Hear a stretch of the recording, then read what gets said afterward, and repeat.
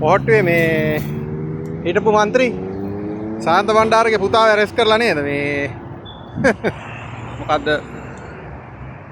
රුපියල් කෝටි 2ක මුදල් මංකොල්ලයකට මුදල් මූල්‍ය වංචාවක් නෙමෙයි මංකොල්ලයක් චීන ජාතිකයෙක්ගේ පොකට් එකේ තිබ්බ සල්ලි ටික අරන් පැනලා දුවලා ඒ කියන්නේ ජීවිතාන්තය දක්වා හිර දඬුවම් ලැබපු එකෙකුයි තව 4-5 දෙනෙක් එක්ක එකතු වෙලා පොලිසියෙන් වගේ රංගපාලා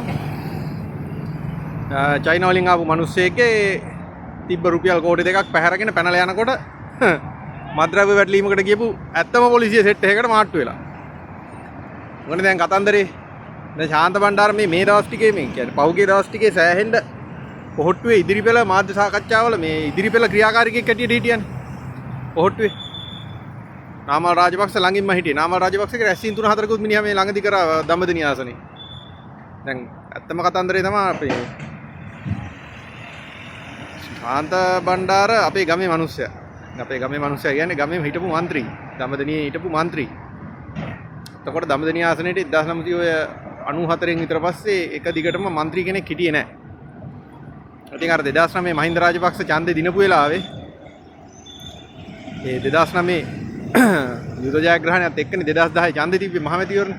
ඒකට අහුරු කුක්කෝ නයි පැටව පොල් කොම්බ ඔක්කොම මහින්දගේ මූණ ගැහුවා නම් පෝස්ටරේට ගහගෙන ගිහිල්ලා පාර්ලිමේන්තුවේ. ඒ ගහගෙන ගියපු පොල් කොම්බයක් තමයි ඔය මේ කවුද? ශාන්ත බණ්ඩාර කියන්නේ. එතකොට ශාන්ත බණ්ඩාර ඊට කලින් හිටියේ ප්‍රාදේශ සභාවේ. ශාන්ත බණ්ඩාර අලව්වේ මිනිස්සෙක් නෙමෙයි. හරිද? ශාන්ත බණ්ඩාර ওই පොළොන්නරුව හිඟුරක් ගොඩ පැත්තේ ඔය කොහේ හරි හිටපු නිකන් පංගොයියෙක්. හරිද? මිනිහා කොහොම හරි අලව්වෙන් කසාදයක් බැඳගෙන අලව්වට ඇවිල්ලා මිනිහාගේ මාමණ්ඩියට තමයි ප්‍රාදේශ සභාවට ඉල්ලන්න ටිකට් එක ලැබෙන්න නියමිතව තිබ්බේ. ටිකට් එක හම්බෙන්න ඕන මෙන්න තිබිලා ඒ මිනිස්සයාට එලෝ යන්න ටිකට් එක වැදුනා. මාමණ්ඩි පපුවේ අමාරුවක් හරි මොකක් හරි ඇදලා මැරුණා. ඊට පස්සේ තමයි ශාන්ත ගොයියට ප්‍රාදේශ සභාවට ටිකට් එක හම්බුනේ. මිනිහා ප්‍රාදේශ සභාවට ඡන්දෙ ඉල්ලලා කොහමද ප්‍රාදේශ සභාව ඡන්දෙ දිනලා ඊට පස්සේ පළාත් සභාවට ගිහිල්ලා පළාත් සභාවෙන් පාර්ලිමේන්තුවට ගියා. අර මහින්ද මහත්තයා යුද්ධය ජයග්‍රහණය කරපු වෙලාවේ 140 ගාණක් පාර්ලිමේන්තු ගියානේ. ආන්ගේ පොල් කොම්බ ගොඩට එකතු වෙලා මිනිහා පාර්ලිමේන්තු ගියා. ඊට පස්සේ පුළුවන් තරම් රාජපක්ෂවලට කඩේ ගිහිල්ලා දඹදිව ආසනයට කරපු කිසි මගුලක් නැහැ. අලව්වේ මිනිස්සු දන්නවා, නාරම්මල මිනිස්සු දන්නවා, දඹදිව මිනිස්සු දන්නවා. කරපු රෙද්දක් නැහැ මොනවාක්ක. කොහොම හරි කඩේ ගිහිල්ලා අන්ද 2015 මහින්ද රාජපක්ෂ පෙරදුනානේ. පෙරදුනාට පස්සේ මෙන්න બોලේ මහින්දගේ බටර් ගගා හිටපු එක මෛත්‍රීපාල ගාවට ගියා. මෛත්‍රීපාලට කුණු හරපෙන් පෙරමෙන හිටපු එක ස්ටේජ් උඩ. ගිහිල්ලා මෛත්‍රීපාල ගාවට ගිහිල්ලා ගේ ඉස්සරහා ගහලා තිබ්බා ලොකු අඩි 8ක 10ක කට් අවුට් එක මහින්ද රාජපක්ෂගේ මූණ ගහලා. අනේ මහින්ද රාජපක්ෂගේ මූණ අයින් කරලා මෙන්න මෛත්‍රීපාලගේ මූණ ගහලා ආපහු කට් අවුට් එකක් ගහලා ගේ ඉස්සරහා. ඊට පහුවද ඡන්දෙට පහුවද. ඉතින් එහෙම ලැජ්ජ නැති මිනිස්සු මේ ලැජ්ජ නැති එවුන්. ඊට පස්සේ කොමාරි යහපාලනේ ඉවර වෙනකම්ම මෛත්‍රීපාලගේ ආණ්ඩුවේ නියෝජ්‍ය ඇමතිකමකුත් මොකක් හරි තිබ්බා. මෛත්‍රීපාලගේ ආණ්ඩුවේ එල්ලිලා හිටියා. මෛත්‍රීපාල මේ ආකාර දුන්නා ජාතික ලැයිස්තුවෙන් සීට් එක පාර්ලිමේන්තුවේ. මොකද මේ ආකාර ඡන්දෙන් පෙරදුනානේ.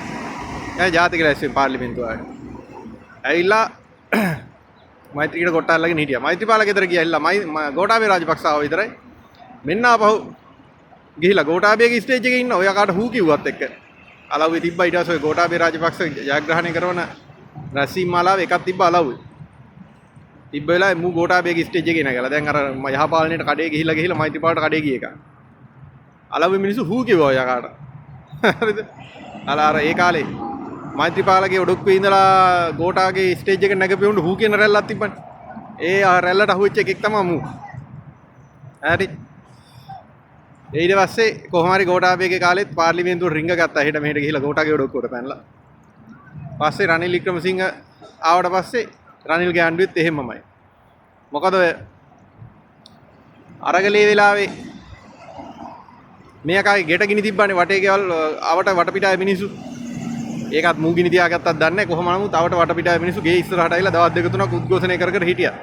ඊට පස්සේ ගේ ගිනි ගත්තාට පස්සේ මූ මාධ්‍ය සාකච්ඡාවකුත් තියලා නාහෙන් අඬුවා. අපි දැක්ක රටම දැක්කනේ. මේ දුවට බත් කන්නත් බෑ. බුදුන් මේ වතුර ටිකක් පෙවෙන්නේ නැහැ. ඇයි අපිට මෙහෙම කරන්නේ අරකයි මේකයි කියේ නාහෙන් අඬන්න. කොහොම හරි එහෙම කරලා රනිල්ගේ ආණ්ඩුවට සෙට් වෙලා ගෙට වන්දි විදිහට කෝටි 8ක් විතර ගත්තා මේ යකා. අර නලින්ද ජයසිංහ පාර්ලිමේන්තුවේ දිගිවේ ලිස්ට් එකක් වන්දි ගත්තේ උන්ගේ නන් ටික ගත්ත ප්‍රමාණය මුත් කෝටි ගානක වන්දියක් ගත්තා. ගේ ගිනි ගත්තා කියලා. ඊට පස්සේ රනිල් ගෑන්නුවෙන් බාර් පර්මිට් බෙදුවා മന്ത്രിවරුන්ට. මොකද රනිල් කියන්නේ තනි മന്ത്രിනේ පින් മന്ത്രി ආසනෙන් පාර්ලිමේන්තුවේ වෙලා ජනාධිපති වෙච්ච ගානේ. ඒතර පාර්ලිමේන්තුවේ සහායක් නැහැනේ. පාර්ලිමේන්තුවේ ඉන්නේ උන්ගේ සහාය ගන්න බාර් පර්මිට් බෙදුවා. බාර් පර්මිට් බෙදනකොට මෙයාකත් ගත්ත බාර් පර්මිට් එක පුතාගේ නමට. ඔය දැන් ඔය අහුවෙලා ඉන්න පුතා අන්න උගේ නමට තමයි ගත්තේ. හරි බාර් පර්මිට් එකකුත් අරගෙන මේ දැන් බාර් පර්මිට් එකත් මදි වෙලා ඒ කියන්නේ බාර් එකෙන් එන ආදායමත් මදි වෙලා ගෙදරට හම්බෙච්ච වන්දියත් මදි වෙලා හොරා කාපුවත් මදි වෙලා තමයි මේ චීනෙක්ගේ පොකට් එකටත් කියලා තියෙන්නේ. හරි මේ පිට රටින් ආපු චීනෙක්ගේ තියෙන පොකට් එකේ තියෙන කෝටි දෙකකට කියලා දැන් මේ පොලිසියට ගිහිල්ලා කුඩු වෙලා ඉන්නේ. අර බාර් වල ආදායම්, ගෙවල් වල ආදායම්, හොරකම් කරපු ආදායම් ඔක්කොම මදි වෙලා. මේ જાතියේ පට්ට කම්බහරු පාලනය කරපු රටක් මේ. ඉස්සර මිනිහා ප්‍රාදේශ සභාවට ඡන්ද ඉල්ලනකොට ඔච්චර සුදු නෑ. දැන් නම් ඉන්නවා චීස් කෑල්ල වගේ නේ. ඉස්සර මේ අපේ පාට මිනිස්සයා. හරි. තැපැල් 90 තැඟලා තමයි ඉතින් ගෙවල් ගානේ යන්නේ ලීෆ්ලට් ටික බෙදාගෙන ඡන්ද ඉල්ලන්නේ. එහෙම ගිහපු මිනිහා ප්‍රාඩෝ එකේ යන්න ගත්තට පස්සේ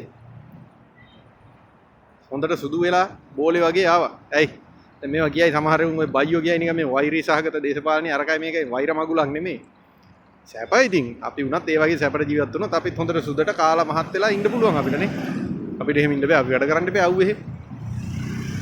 මං කියන්නේ ඉතින් අපිට කමන්නේ එහෙම ලස්සනට හිටියට මිනිස්සු ලස්සනට ඉන්න ඕනේ. මං කියන්නේ මුළු රටේ මිනිස්සු ඒ වගේ ලස්සනට ඉන්න ඕනේ.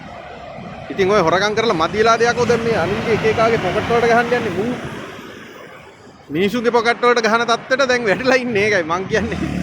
ගැව්වෙන් ගැව්වේ නෑ මේ જાතියේ කතිරයක් ඈ. ගැව්වෙන් ගැව්වේ නෑ. ඉතිහාසයේ අවුරුදු 70 60ම ගහපු සුපිරිම කතිරය තමයි මේක. හොරකම් කරලා රට පාලනය කරපු එවුන් රටේ මහා භාණ්ඩාගාරයේ තියෙන සල්ලි වලට කෙල හිටපු එවුන් අන්තිමට පාරට වැටිලා පාරේ ඉන්න මිනිසුන්ගේ පොකට් වලට ගහලා දුවනකොට පොලිසියෙන් අල්ලන තත්ත්වෙට වැටුණා කියන්නේ. මේක තමයි ඉතිහාසගත කතිරය. ඉතින් මේ જાතියේ කතිර වැඩි වැඩියෙන් ගහන්න ලැබේවා කියලා තමයි මම නම් ප්‍රාර්ථනා කරන්නේ.